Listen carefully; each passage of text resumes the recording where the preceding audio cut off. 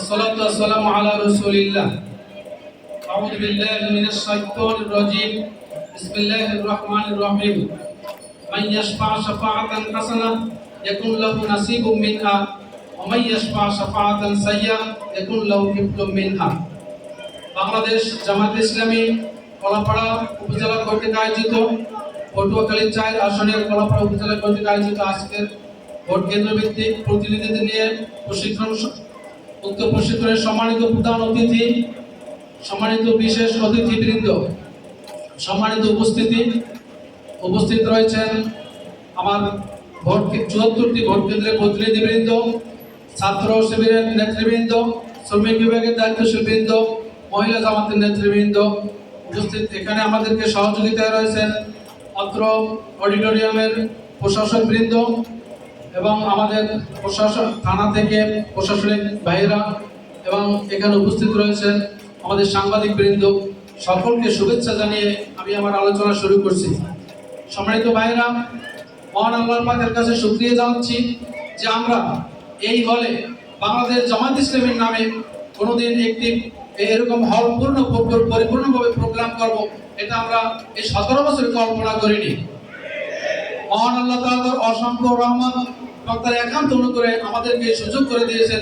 মহান আল্লাহর দরবারে শুকরিয়া জানাচ্ছি, আলহামদুলিল্লাহ। সম্মানিত ভাইয়েরা, আল্লাহর জমিনে আল্লাহর দ্বীন প্রতিষ্ঠা করা সব ফরজের বড় ফরজ। আমরা যদি নামাজ না পড়ি তাতে সমাজের কোনো সমস্যা নেই। আমরা যদি ব্যক্তিগতভাবে রোজা না রাখি তাতে সমাজের কোনো সমস্যা নেই।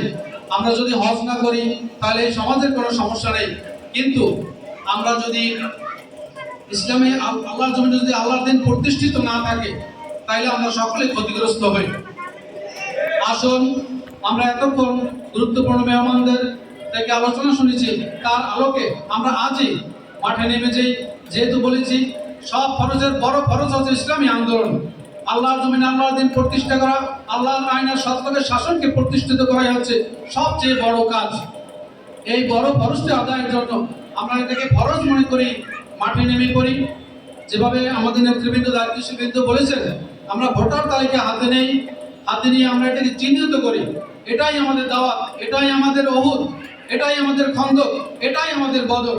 আমরা বদরে উপস্থিত ছিলাম না, মক্কা বিজয়ের সময় উপস্থিত ছিলাম না, কিন্তু আমরা এই চলমান ভোট কেন্দ্রের ভোট প্রক্রিয়ার মাধ্যমে আগামী বছর আল্লাহর জমিনে আল্লাহর দ্বীন প্রতিষ্ঠার লক্ষ্যে সকলে একত্রিত হয়ে দাঁড়িপাল্লা মার্কা সিলের মাধ্যমে ওই সংসদে 300 আসনে 300 জন নমিনিকে পাঠিয়ে আমরা ফতে মক্কা করতে চাই ইনশাআল্লাহ।